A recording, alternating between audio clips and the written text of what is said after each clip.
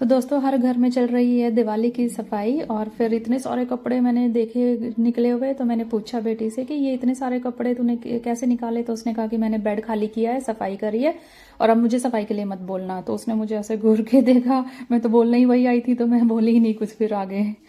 और 2 मिनट के बाद ही मेरी टेंशन खत्म हुई। मेरी मेड आ चुकी थी, उसने घर के कोने कोने से सफाई करी और फालतू का सामान एक कट्टे में भर के रखा।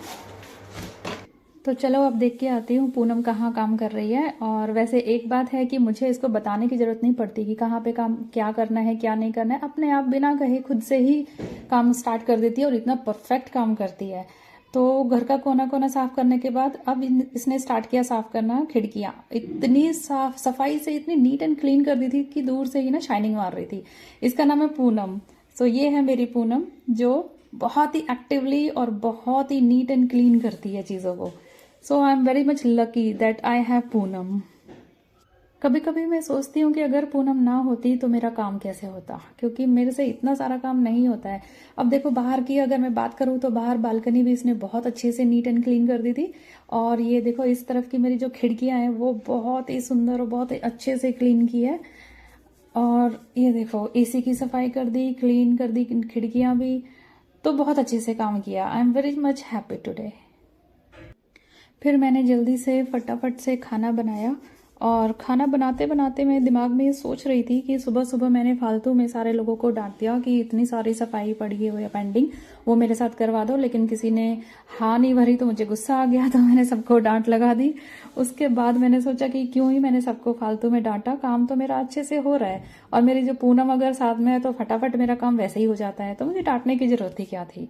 बट इंसान है ना, गुस्सा आ ही जाता है। हम सब खाना खा चुके थे, लेकिन मेरा जैरी अभी तक नाराज था। उसको भी मैंने मनाया और फिर उसको खिलाया खाना। खाना खा के वो भी हो गया हैप्पी।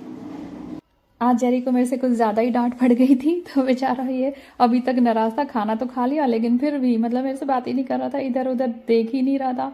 तो जहां जहां मैं जाती हूँ ना मेरे साथ साथ जाता है। अगर मैं यहाँ बैठी हूँ चेयर पे तो मेरे साथ ही बैठा है। देखो दिखाती हूँ इसकी शक्ल, देखो देखो लेकिन इधर उधर जा ही नहीं रहा है। आवाज़ दे रही हूँ तो बस थोड़ा सा देख रहा है मुड़ के, बस फिर उसके बाद नहीं।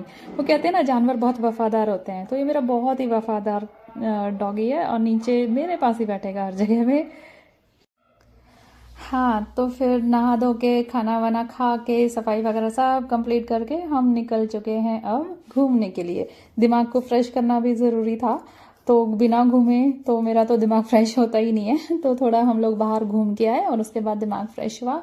और अब मिलते हैं कल नेक्स्ट वीडियो में, तब तक के लिए टेक केयर, बाय बाय।